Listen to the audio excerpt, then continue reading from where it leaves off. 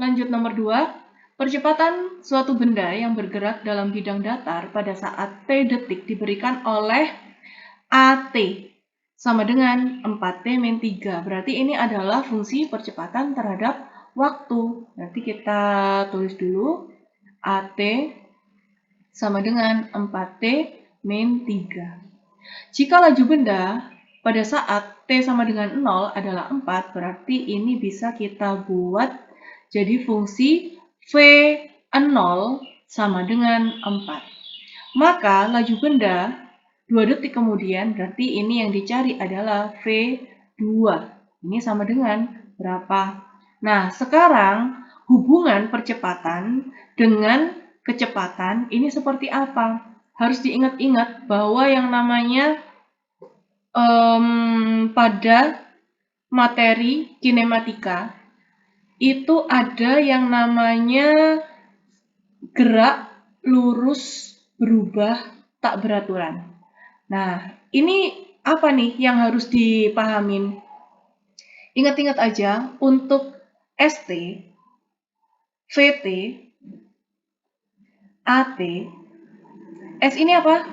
Jarak terhadap waktu. VT, kecepatan terhadap waktu. AT, berarti percepatan terhadap waktu. Kalau dari atas ke bawah, ini diturunkan, diferensial. Tapi kalau dari bawah ke atas, itu harus diintegralkan. Misal, diketahui fungsi percepatan, yang dibutuhkan adalah kecepatan. Berarti dari percepatan ke kecepatan itu harus diintegralkan agar berubah yang awalnya fungsinya yang diketahui percepatan menjadi fungsi kecepatan.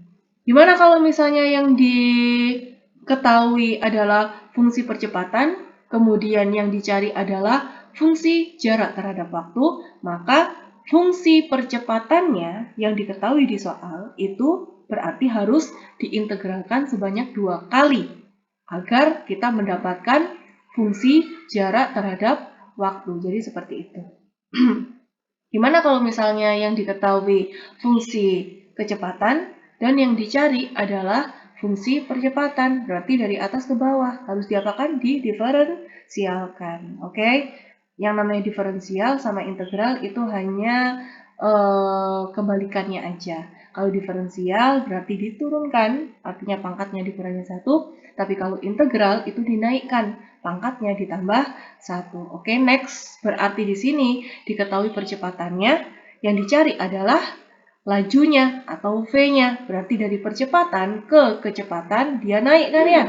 Artinya harus diintegralkan. Jadi fungsi ini aja yang harus dipahamin urutannya. Ini untuk mempermudah perhitungan aja ya. Nah, yang kita cari adalah VT. Berarti VT sama dengan integral AT. Ini ya, DT. Kalau di sini fungsinya itu variabelnya pakai T, maka di sini DT. Tapi kalau misalnya di sini X, berarti pakai DX. Jadi seperti itu aja. Permainan dari variabelnya. Tinggal dicocokin aja ya. Maka di sini integral AT-nya berapa? 4T min 3 DT. Yuk kita integralkan. Berarti ini T-nya pangkat 1. Berarti 4 per 2. T kuadrat 4 per 2 berapa? 2 kan ya? 2T kuadrat min 3T. Kalau misalnya di sini tidak ada variabel, maka tinggal kita kalikan dengan variabelnya yang dia pangkatnya pangkat 1. Selanjutnya, ini jangan lupa plus C. Kalau misalnya kita mau mengintegralkan suatu fungsi, ya, dan ini adalah integral tak tentu karena di sini tidak ada batasnya. Jadi persamaannya, fungsinya itu harus ditambahin suatu konstanta. Ini yang disebut dengan integral tak tentu. Oke, next di sini yang kita cari next-nya di sini adalah T-nya, C-nya. Maka kita harus ke arah sini nih. V0 sama dengan 4. Ya udah. T-nya kita pasang angka 0. Nah, berarti gini ya.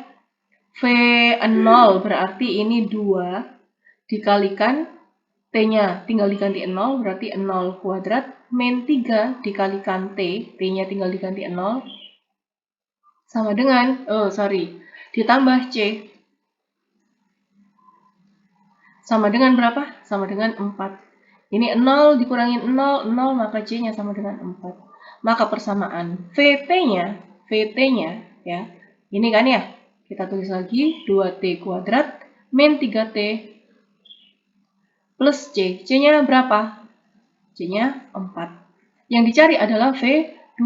Ya udah, kita tinggal ganti aja T-nya dengan angka 2. Maka 2 dikalikan 2 kuadrat dikurangin 3. T-nya berapa? 2 ditambah 4. Berarti 2 dikalikan 2 kuadrat berarti jadi 8. Min 3 kalikan 2, 6. Ditambah 4. 8 kurangin 6, 2. 2 ditambah 4, 6.